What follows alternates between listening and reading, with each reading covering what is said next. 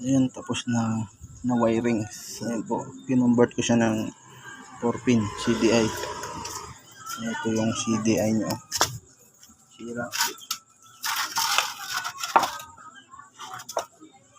Ito po yung luma na CDI nya.